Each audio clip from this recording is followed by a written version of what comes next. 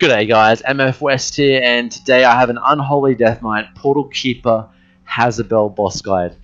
Now, I haven't made one of these in a while, and our guild is currently proccing on King Garoth. I think definitely next reset we'll have that boss down, but I still need to get out Iana, Imina, and Iana and Imina are the following guys that I need to get out to you guys. And today is Portal Keeper, so a pretty strong fight for Unholy. If you're downstairs, we can cleave the ads very well, as well as do amazing single target damage to the actual boss, which is probably going to be like one of the best in the raid group if they keep you downstairs. Now, for our talents, we're running Ebon Fever, Pestilent Pustules, Unholy Frenzy, Sludge Belcher, Lingering Apparition, Infected Claws, and Dark Arbiter. Now, the reason that you would change, this is the only two rows you would change if anything. And now I think these are the best two. Infected Claws you take if you're downstairs. Even if you're not, guys, there are going to be times where you can be DPSing the imps, and Infected Claws is huge. If your pet's going to be spreading wounds to them, and you're putting down your D&D and spamming your Scourge Strike, it's massive cleave damage, so it's really great. Lingering Apparition is a must for getting yourself out of those lasers. You do not want to be in those, guys, and this can help you get out of those clutch, like last second lasers, so you don't get flown off the platform and look like an idiot. Spell Eater will not save you from the laser knocking you off. So, yeah. Now, in terms of my gear, at the time I actually did this video, or the video you're going to see, I was 965. Now I'm 967, but pretty much the same kind of setup. Obviously, you want to be using your shoulder and Cold Heart as your Legos. There are logs where people actually use the Bursting Swords ring, but the RNG of getting imps all stacked up, or maybe we actually don't have a blood decay, so mass grip's not really a thing. We do a Vengeance Demon Hunter, but it's not really the same. So those are your best Legos, guys. They're going to give you your maximum DPS output for this fight. Now, for this fight that you're going to see, I do 1.98 million DPS, which at the time is a 97 percentile. I think today it's like a 95, but it's been like almost a month since this clip I'm going to show you now, so let's get straight into it, guys. Alrighty, guys, and here we are in the fight. Mythic Portal Keeper Hasabel. What a name. And here we are. So I am not going up into any of the portals. I've been designated to stay down on the platform for the entire fight. So that means that I'm in charge of killing and interrupting the imps as much as possible. Off the bat, I like using Wraithwalk to get to the boss faster. And when you're moving out of these collapsing worlds, you want to stay in melee range of her all the time, so that you can keep spamming your death coils and getting sudden doom procs. It's very important so that your DA can be as big as possible, because single target damage is really good in this fight. So where the imps spawn, now the portal will drop, and then the imps will kind of pick a location on the portal, and they generally they spawn around the same area. It's a better RNG, but if you pop down your D&D where that first imp spawns, you can still pick up quite a lot. What I like doing is I like reapplying Virulent Plague on the boss. Our tank moves the boss over to the ads, I pop down D&D, and I spam my Scourge Strike. Try and cleave as many as I can. And as a Death Knight, you have a thing called the Death Grip and your Pet Grip.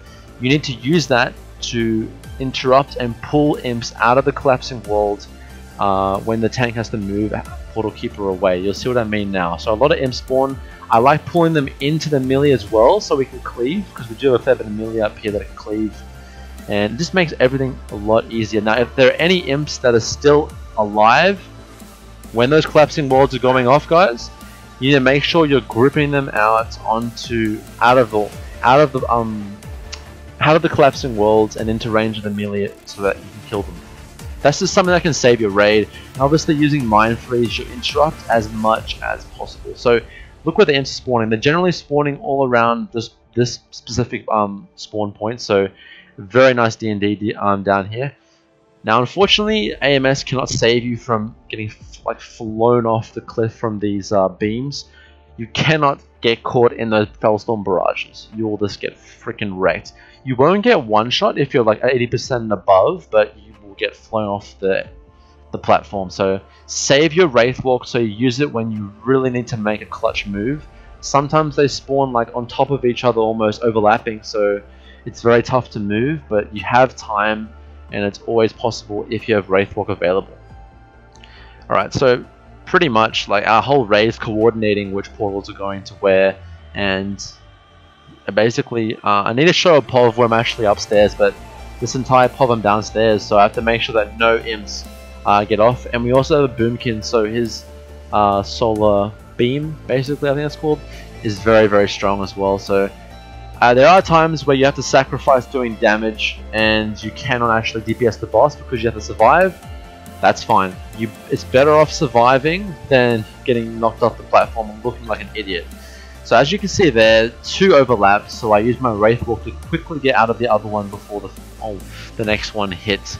So Wraithwalk's clutch, guys, and Lingering Apparition makes you just that little bit faster to get out of those Fellstorm barrages. So here the M spawn, they're kind of spawning all behind the portal, so that's where I put my D&D down, and I'm spamming my Scourge Strike. Our Vengeance Demon Hunter has that mass grip like every 45 seconds, so it makes it a little bit easier. I pull those two on top of each other.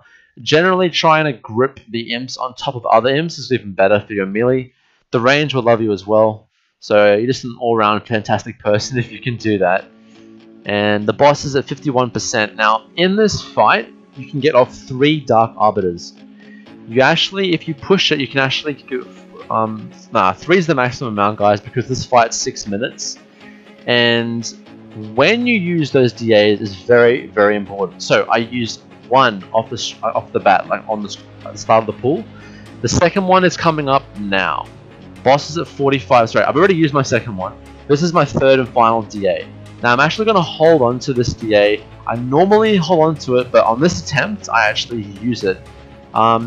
It depends. As the DPS in your raid gets better, it's actually better off holding that 3rd and final DA for Lust, because you just get that much more haste on. You get a lot more haste on your DA, and you end up doing more of a bigger DA. So in the end, it is better to hold it off. But on this attempt, I actually decided to pop it off cooldown, and it went alright. I mean, I have to focus more so on buffing my DA than killing the ads, but ads are very big priority, so I only got like a semi-decent DA out. It wasn't that amazing, but still, it's okay.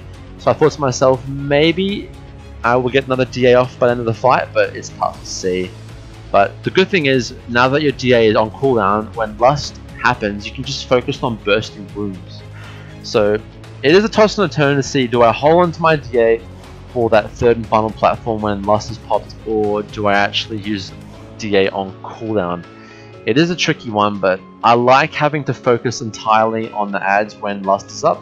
It's very, very good. You do a lot more burst and cleave damage as well, but having that Lust DA is just so satisfying when you sometimes get those like 50 and 65 million DAs because of crits. Nothing better, boys. So I have DA coming up in 30 seconds this time.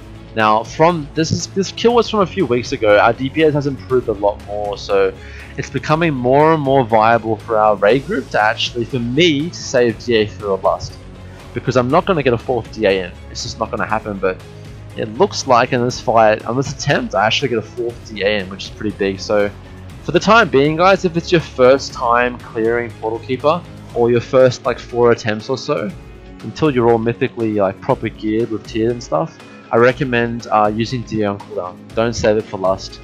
Pop it on cooldown, because as you can see here, I got 4 DAs in, which is huge. So yeah, I recommend doing that, guys.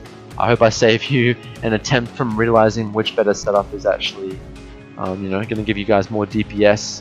And once the 3rd portal is down, everyone's downstairs. It's just killing ads and dodging the beams. It's very, very easy.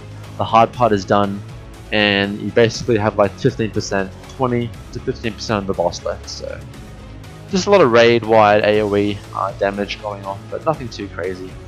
And that's pretty much the fight, guys. I finished on 1.98 million DPS, which at the time was a 97 percentile.